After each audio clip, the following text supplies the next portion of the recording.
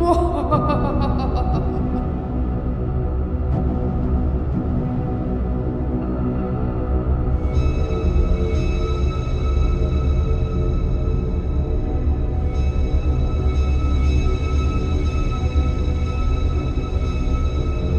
Friends, ये है वो मशहूर खौफनाक हवेली जहाँ भूतों का बसेरा है।